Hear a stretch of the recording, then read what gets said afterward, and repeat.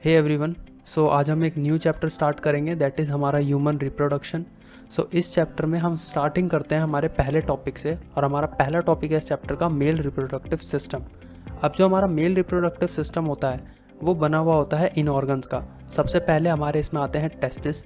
दूसरी इसके अंदर हमारी एक्सेसरी डक्ट्स प्रेजेंट होती हैं कुछ। वो कौन कौन सी होती हैं?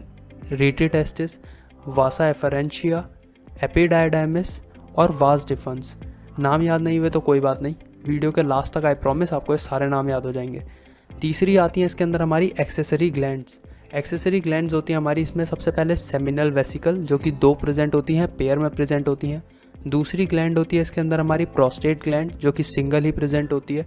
और तीसरी और लास्ट होती है हमारी बल्बो यूरेथ्रल ग्लैंड। इसको हम काउपर्स ग्लैंड भी कहते हैं, और ये भी हमारी पेयर में प्रेजेंट होती हैं। इनके भी नाम आपको वीडियो के लास्ट तक पक्का याद हो जाएंगे, सो डोंट वरी। और फाइनली इसके अंदर होता है हमारा एक्सटर्नल जेनिटिलिया। एक्सटर्नल जेनिटिलिया वो ऑर्गन्स होते हैं जो बाहर की तरफ दिखाई देते हैं। सो मेल रिप्रोडक्टिव सिस्टम में एक पेनिस बाहर की तरफ दिखाई देता है और दूसरा हमारा स्क्रोटम बाहर की तरफ दिखाई देता है। अच्छा, एक और फैक्ट था स्क्रोटम के बारे में कि जो स्क्रोटम होता है वो बॉडी के बाहर प्रेजेंट होता है। क्यों? क्योंकि जो स्पर्म प्रोडक्शन के लिए टेम्परेचर चाहिए होता है वो 2 से 3 डिग्री कम चाहिए होता है बॉडी टेम्परेचर से, इसलिए जो स्क्रोटम होता है बॉडी के बाहर प्रेजेंट होता है। सो स्टार्ट करते हैं मेल रिप्रोडक्टिव सिस्टम। सबसे पहले देखते हैं टेस्टिस का स्ट्रक्चर। तो जो हमारा टेस्टिस का स्ट्रक्चर होता है, सबसे पहले वो होता है हमारा ओवल शेप्ड, मतलब टेस्टिस ओवल शेप का होता है। इसकी जो लेंथ होती है वो होती है 4 से 5 सेंटीमीटर, और जो इसकी विड्थ होती है वो होती है 2 से 3 सेंटीमीटर। अब जैसा फिगर में दिखा है, अगर मैं उस साइड की तरह इसको कट कर दूं और इसका एक 2D स्ट्रक्चर ड्रॉ करूं तो वो कुछ इस तरह का दिखाई देगा। सबसे पहले इसके अंदर हमें कुछ लोब्स दिखाई देंगे, और इन लोब्स को हम बोलते हैं टेस्टिकुलर लोब्यूल्स। मैंने 3 ड्रॉ करे हैं, 3 नहीं होते। एक टेस्टिस के अंदर कम से कम 200 से 250 टेस्टिकुलर लोब्यूल्स प्रेजेंट होते हैं। इन लोब्यूल्स के अंदर highly coiled tube like structure present होता है, मतलब बहुत ज़्यादा कॉइलिंग वाली ट्यूब्स प्रेजेंट होती हैं। इन ट्यूब्स को हम बोलते हैं सेमिनिफेरस टिब्यूल्स। और ये जो सेमिनिफेरस टिब्यूल्स हैं, ये एक लोब के अंदर या तो एक प्रेजेंट होगी, या तो दो, या तो तीन से ज़्यादा प्रेजेंट नहीं होती, और एक से कम प्रेजेंट नहीं होती है। उसके साथ साथ ये जो हमारे सेमिनिफेरस टिब्यूल्स हैं, अगर इसके स्ट्रक्चर को मैं अंदर से देखूं, मतलब एक पेंसिल माइक्रोस्कोप लूं और इसके अंदर डालूं और मैं इसको ऑब्जर्व करूं, तो सेमिनिफेरस टिब्यूल के अंदर हमें 2 तरह के सेल देखने को मिलते हैं। पहला होता है हमारा मेल जर्म सेल, और दूसरे होते हैं हमारे सर्टोली सेल्स। जो मेल जर्म सेल है उसका काम होता है स्पर्म फॉर्मेशन करवाना, और जो हमारा सर्टोली सेल होते हैं उनका काम होता है न्यूट्रिशन प्रोवाइड करवाना स्पर्म को। उसके साथ साथ जो हमारा मेल जर्म सेल है, इसको हम एक और नाम से जानते हैं, दैट इज स्पर्मेटोगोनिया।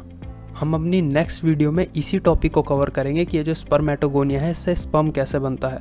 उसके साथ अगर अब आप फिगर को ऑब्जर्व करो तो आप ये देख पाओगे कि ये जो सेमिनिफेरस टिब्यूल्स है और जो हमारे लोब्यूल हैं, इनके बीच में भी कुछ स्पेस प्रेजेंट है। उस स्पेस को हम बोलते हैं इंटरस्टिशियल साइट या इंटरस्टिशियल स्पेस। अब इंटरस्टिशियल स्पेस के अंदर सबसे पहले तो आपको मिल सकती हैं ब्लड वेसल्स कुछ, और दूसरी इसके अंदर आपको सेल्स मिलेंगे कुछ। जो इंटरस्टिशियल स्पेस के अंदर सेल्स प्रेजेंट हैं, इनको हम लोग बोलते हैं इंटरस्टिशियल सेल्स। एक और नाम इनका होता है लेडिक सेल्स। और ये जो लेडिक सेल्स होते हैं, ये हमारे एंड्रोजन सिक्रीट करते हैं, मतलब एंड्रोजन मतलब जो एक सेक्स हार्मोन है उसको सिक्रीट करते हैं। तो इस एंड्रोजन का ब्रीफ में आपको फंक्शन बताता हूँ, वो हम नेक्स्ट वीडियो में डिस्कस करेंगे डिटेल में। सो ये जो एंड्रोजन होता है ये क्या करेगा, जो हमारा मेल जर्म सेल है उसको एक्टिवेट करेगा, और फिर मेल जर्म सेल न्यूट्रिशन लेकर के स्पर्म बनाएगा।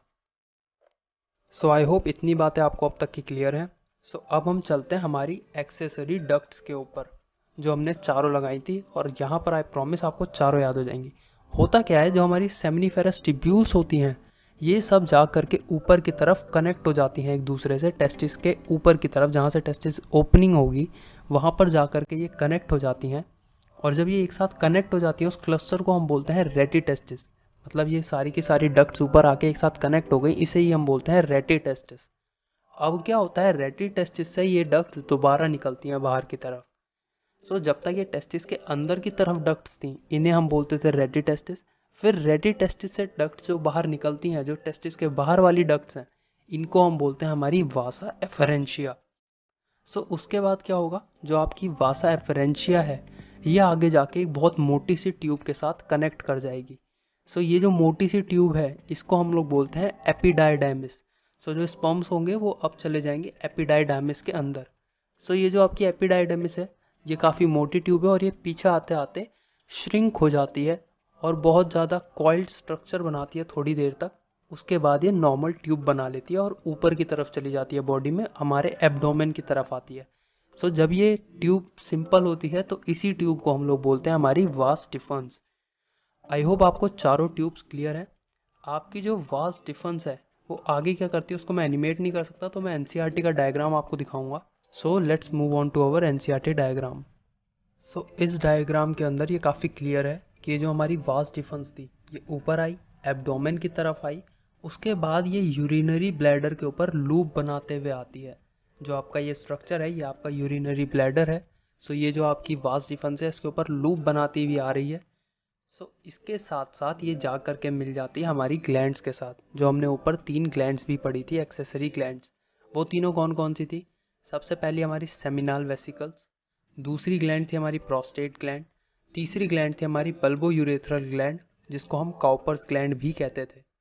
सो ये जो तीनों ग्लैंड्स होती हैं ये कुछ फ्लूइड सिक्रीट करती हैं जो कि जा करके स्पर्म में मिक्स हो जाता है। अब क्योंकि ये वास डिफरेंस में ओपन हो रही हैं तो वास डिफरेंस में स्पर्म्स थे और इसके अंदर से फ्लूइड जाके उसमें मिक्स हो गया। सो ये जो फ्लूइड होता है इनका, ये जो फ्लूइड सिक्रीट करती हैं तीनों ग्लैंड, उनको मिला करके, मतलब तीनों ग्लैंड के फ्लूइड को मिला करके हम उसे बुलाते हैं सेमिनल प्लाज्मा। अब जो आपका सेमिनल प्लाज्मा है जैसे ही ये स्पर्म में मिक्स हो जाता है, स्पर्म प्लस सेमिनल प्लाज्मा, इस कॉम्बिनेशन को हम बुलाते हैं सीमेन।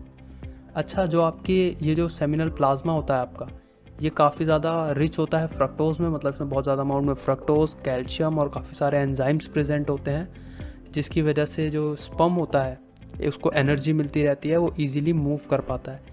और ये भी आपको पता होगा कि ये क्योंकि ये फ्लूइड सिक्रीट करती हैं जो कि स्पर्म को हेल्प करता है मोबिलिटी प्रोवाइड करवाने में। अच्छा, जो आपकी बल्बो यूरेथ्रल ग्लैंड है ये एक और हेल्प करवाती है, ये पेनिस का ल्यूब्रिकेशन भी करवाती है ड्यूरिंग सेक्सुअल इंटरकोर्स। उसके साथ जब ये सब कुछ हो जाता है तो इसके साथ ये सारी की सारी डक्ट्स आकर के ओपन होती हैं हमारे यूरेथ्रा के अंदर। सो यूरेथ्रा आपको पता है कॉमन पैसेज होता है यूरिन और स्पर्म के लिए। उसके साथ लास्ट में जो आपका पेनिस है इसके जो ऊपर होता है वो एक स्किन चढ़ी हुई होती है। वो जो स्किन होती है उस स्किन को हम बोलते हैं फोर स्किन, और उसके अंदर जो पेनिस प्रेजेंट होता है उसको हम बोलते हैं ग्लांस पेनिस। अच्छा, जो आपका पेनिस है वो एक स्पेशल टाइप के टिश्यू से मिलकर के बना होता है, उस टिश्यू का नाम है कॉर्पस स्पॉन्जियोसम। और ये जो टिश्यू है इसमें जैसे ही ब्लड का फ्लो तेज होता है तो ये इरेक्ट हो जाता है। और ये जो आपका पेनिस है ये आपके एक्सटर्नल जेनिटेलिया में आता है, जो हम ऑलरेडी डिस्कस कर चुके हैं। सो फाइनली इस वीडियो के लिए इतना ही। अगर वीडियो अच्छी लगी हो तो वीडियो को लाइक करना, कमेंट करके अपने कोई भी सजेशंस हो तो मेरे को ज़रूर बताना, और चैनल को सब्सक्राइब करके बेल आइकन प्रेस करना। Thanks for watching.